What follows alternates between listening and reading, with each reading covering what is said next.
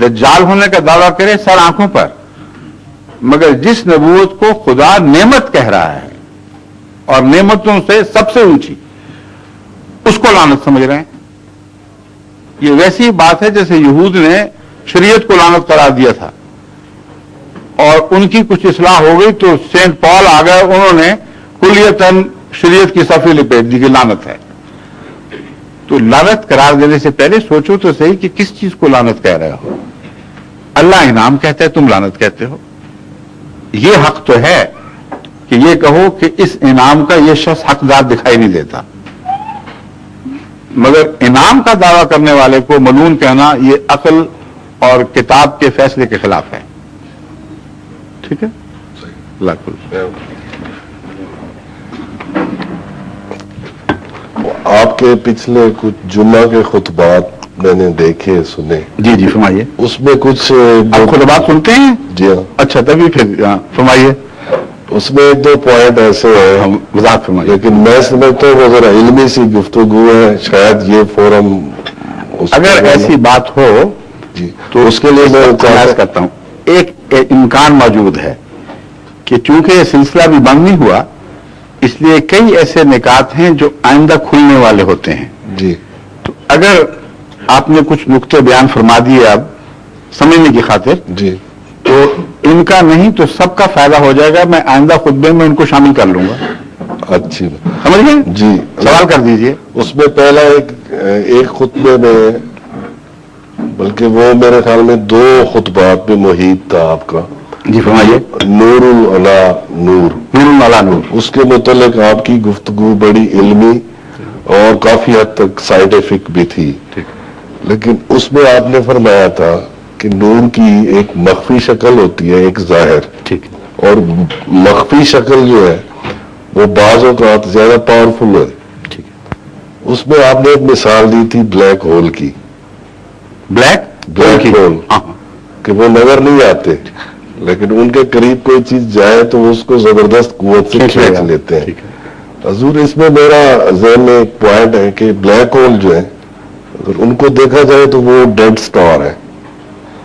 ایک سٹار جب اپنی لائف ختم کر چکا، مردہ ہو گیا، ان میں روشنی نہیں ہے کوئی. نہیں، یہ آپ کا تصور درست نہیں ہے.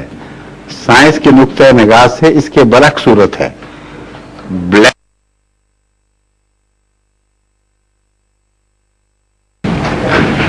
اگلی سوال یہ ہے کہ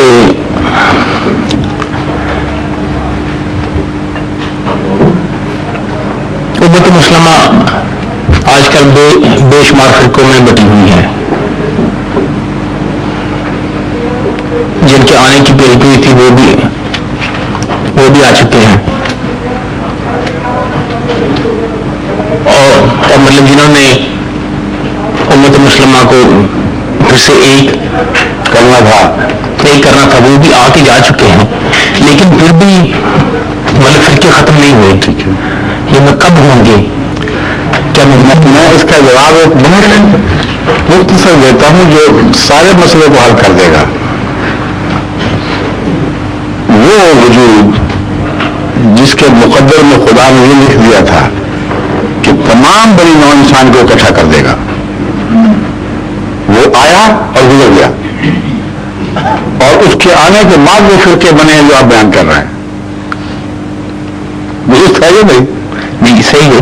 تو یہ سوال ہے اصل کہ فرقے اس کے بعد جو سارے کائنات کو متحد کرنے آیا تھا یہ کیسے بن گیا؟ پھر اگر وہ اپنی امت کو بھی اکٹھا نہ کر سکا تو ایک غیر یہ سوال کر سکتا ہے تو ساری دنیا میں انسان کو اکٹھا کرنے کا معنی کیا ہے؟ امر واقعہ یہ ہے کہ حضرت محمد رسول اللہ صلی اللہ علیہ وسلم کو تسلیم کرنے میں ہی اتحاد ہے، محض آنے میں اتحاد نہیں ہے. کیونکہ جس مکے میں آپ نے قدم رکھا وہاں آپ کے آنے کے بعد بھی آپ کے ملک اسی طرح متفرق رہے، پھٹے رہے اور بٹے رہے. وہی ایک ہوا جس نے آپ کو تسلیم کر لیا. تو کسی کے فیض سے استفادہ کرنا اور جو فیض نبوت ہے اس میں سب سے اہم فیض وحدت ہے. یہ نقطہ اپنی ذات میں بہت اہم ہے جو آپ اٹھا رہے ہیں.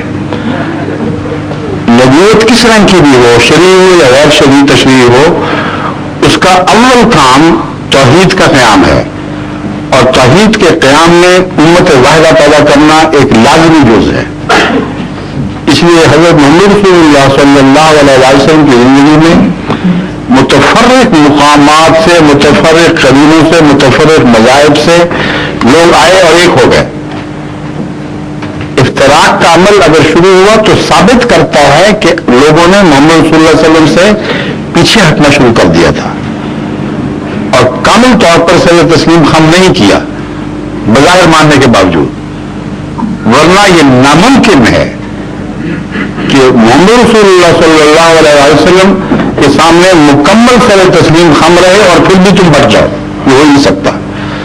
تو افتراق اس بات کی علامت ہے کہ تسلیم نہیں کیا گیا، دل سے تسلیم نہیں کیا گیا.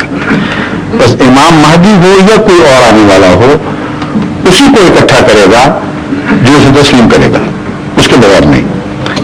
اس پہلو سے دیکھنا یہ ہے کہ حضرت مرزا صاحب نے اس اتحاد پیدا کرنے کی کوئی صلاحیت، کوئی طاقت دکھائی دے رہی ہے کہ نہیں. اول یہ کہ جماعت احمدیہ جس چیز سے بنی ہے وہ تمام فرقوں کی نمائندگی ہے.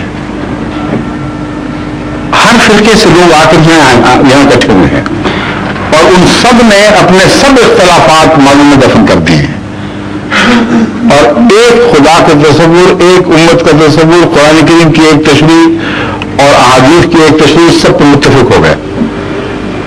یہ ہے وہ امت واحدہ بنانا. اور صرف اس لحاظ سے نہیں بلکہ تمام دنیا میں، افریقہ میں بھی جماعت احمدیہ کو نفوذ ہوا، چین میں بھی ہوا، جاپان میں بھی ہوا، جو ساؤتھ پیسفک کے جزیرے ہیں ان میں بھی ہوا، انگلستان میں، یورپ میں. جو بھی آ رہا ہے، جس رنگ اور جس نسل سے آ رہا ہے، یہاں آ کے دیکھو لگتا ہے.